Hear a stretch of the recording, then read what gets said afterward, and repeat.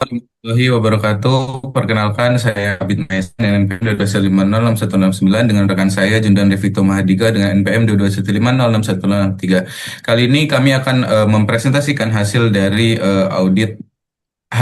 isi dari proposal audit yang telah kami lakukan. Baik, daftar isi yang telah kami rangkum untuk dipresentasikan yaitu yang pertama ada latar belakang, kemudian tujuan, rencana bisnis, dan peran teknologi informasi yang akan dijelaskan oleh saya sendiri, kemudian tentang COBIT dan ISACA, kemudian ada metode penelitian, hasil audit dan evaluasi, dan yang akan dijelaskan oleh rekan saya. Baik, yang pertama kita masuk ke latar belakang. Di latar belakang di sini pemanfaatan teknologi informasi yang optimal sangat berpengaruh penting bagi organisasi termasuk badan pemerintahan dalam menunjang pelaksanaan kebijakan dan kegiatan operasional berbasis data. Nah, audit kepatuhan ini yang orientasinya terhadap rencana bisnis dan penggunaan teknologi informasi menjadi kunci untuk memastikan bahwa setiap aktivitas organisasi berjalan sesuai tujuan strategis yang dimiliki oleh organisasi atau perusahaan tersebut.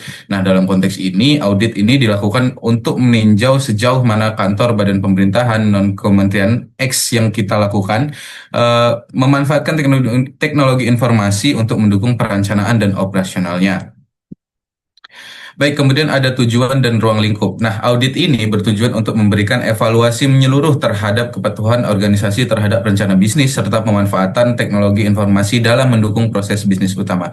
Nah, bisnis di sini dalam sebutan bisnis ini orientasinya adalah terhadap program kerja atau susunan rencana kerja yang akan dilakukan oleh organisasi atau badan pemerintahan tersebut. Nah, ruang lingkup audit ini mencakup tiga aspek utama, yaitu yang pertama ada kepatuhan terhadap rencana strategis dan kinerja tahunan, kemudian ada penggunaan teknologi informasi dalam mendukung operasional seperti pengumpulan data dan pengelolaan arsip, serta yang ketiga itu ada audit teknologi berdasarkan standar COBIT dan ISACA. Baik, yang pertama ada rencana bisnis. Jadi rencana bisnis ini merupakan dokumen penting yang memandu strategi organisasi di kantor badan pemerintahan non-kementerian X. Dokumen ini berbentuk rencana strategis dan kinerja tahunan. Evaluasi berkala terhadap dokumen ini memastikan strategi tetap relevan dengan kondisi terkini. Teknologi informasi digunakan untuk memantau pelaksanaan rencana bisnis, mempercepat pengambilan keputusan, serta menyesuaikan strategi dengan perubahan lingkungan eksternal. Nah, kemudian ada peran teknologi informasi. Nah, teknologi informasi memegang peran vital dalam meningkatkan efisiensi dan efektivitas kegiatan organisasi. Di kantor badan pemerintahan non-kementerian X, teknologi digunakan untuk mengelola pengelolaan data, komunikasi dengan mitra, dan pengawasan operasional melalui dashboard. Nah, meskipun teknologi telah dimanfaatkan secara luas, masih terdapat tantangan berupa kesenjangan kemampuan antar pegawai sehingga diperlukan program pelatihan dan pengembangan kompetensi secara berkelanjutan. Baik, selanjutnya akan dijelaskan oleh rekan saya kepada Jundan, dipersilakan. Oke, jadi untuk audit yang kami lakukan menggunakan eh, standar COVID dari ISACA. COVID ini merupakan kerangka kerja yang dikembangkan oleh ISACA untuk mengelola dan mengawasi teknologi informasi dalam organisasi. Framework ini menyediakan panduan bagi organisasi untuk memastikan bahwa penggunaan teknologi informasi mendukung pencapaian tujuan bisnis secara efektif.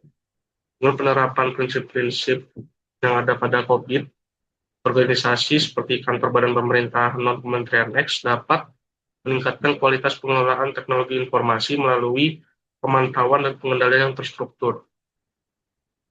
Oke, lanjut. Kemudian untuk metodologi yang dipakai pada audit kali ini adalah pendekatan kualitatif studi kasus dengan kerangka COVID sebagai dasar evaluasi.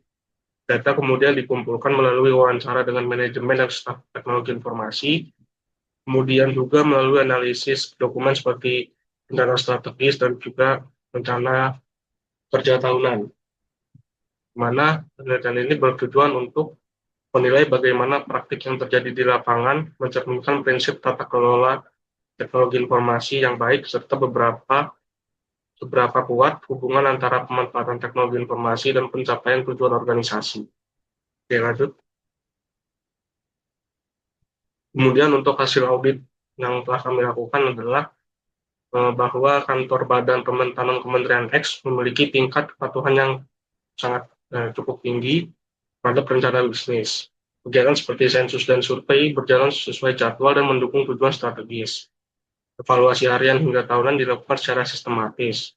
Namun ada beberapa tantangan atau masalah dalam hal kolaborasi antara tim teknologi informasi dan operasional, kemudian keterbatasan sumber daya manusia dalam bidang teknologi informasi yang perlu ditingkatkan. Oke, lanjut. Kemudian untuk evaluasi angka kerja COVID menunjukkan bahwa sebagian besar prinsip telah diterapkan, termasuk pengamanan data dan kesesuaian teknologi informasi dengan tujuan bisnis. Sistem informasi juga mendukung pengambilan keputusan yang tepat. Namun, masih ada kekurangan dalam sistem monitoring dan evaluasi berkelanjutan terhadap infrastruktur teknologi informasi, sehingga adanya perlu penguatan sistem pengawasan untuk menjaga kinerja teknologi informasi tetap optimal.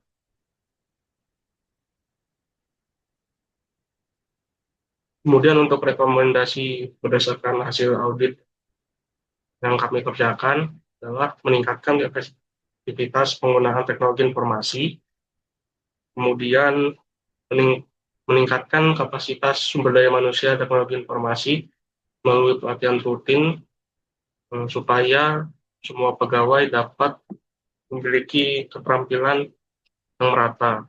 Kemudian juga menguatkan sistem pengawasan untuk memantau perangkat dan jaringan teknologi informasi secara berkelanjutan.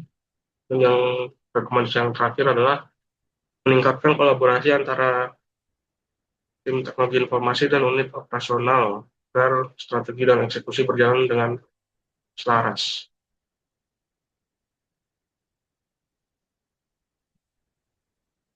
Oke, baiklah. Itulah yang bisa kami sampaikan. Kami mohon maaf apabila ada kesalahan. Kami akhiri. Assalamualaikum warahmatullahi wabarakatuh. Terima kasih.